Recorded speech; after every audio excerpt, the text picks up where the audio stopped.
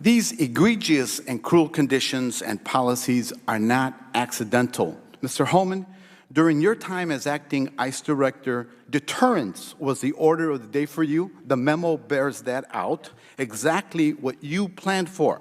The Trump administration claimed they had no choice but to rip children from their parents because they were criminally prosecuting the parents pursuant to zero-tolerance policy. Again, and policies that the administration created and that you, Mr. Homan, accepted, enforced, and championed, as we've seen. Let me remind everyone that the Trump administration tried to ban asylum seeking and started the process of metering, which then prevents people from coming through legal ports of entry.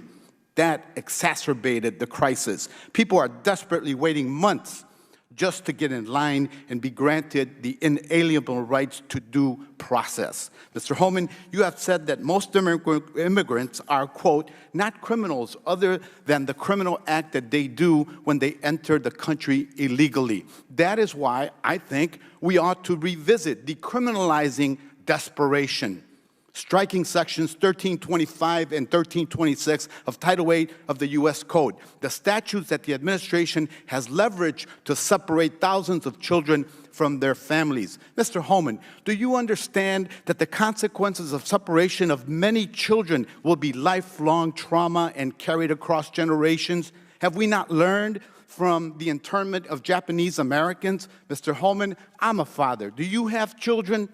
How can you possibly allow this to happen under your watch? Do you not care?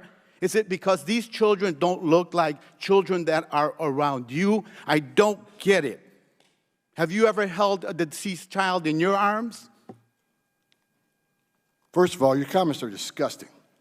I've served my country. I've served my country for 34 years. I find your comments disgusting as well. I've served my country for 34 years. And yes, I held a 5-year-old boy in my arms in back of that tractor trailer. I knelt down beside him and said a prayer for him because I knew what his last 30 minutes of his life were like. And I had a 5-year-old son at the time.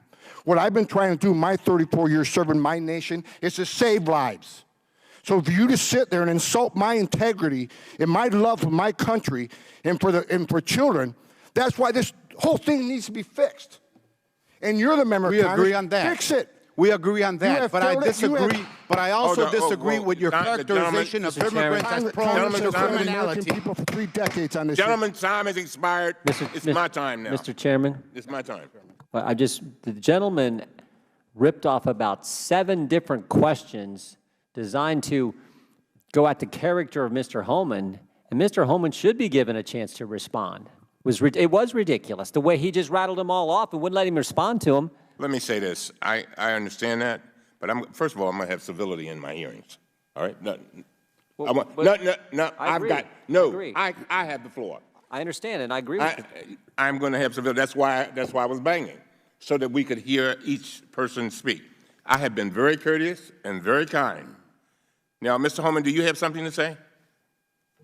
No one in this room has seen what I've seen in my 34-year career. Very well. No one has experienced what I've experienced. I've saw many dead bodies coming across this border.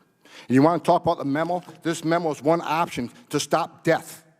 Not just about enforcing the law, stop death. If you want to legalize illegal immigration, good luck with that, because it's going to get a hell of a lot worse on that border. If you say, well, okay, from now on, there will be no consequence, no deterrence. It's not illegal to come to this country illegally. More families will come. 31% women would be raped. More children would die.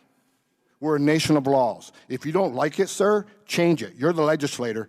I'm the executive branch. And I've served my country honorably for 34 years. And I will not sit here and have anybody say that I don't care about children because you're not the same color as my children. Thank you very much. It is my time.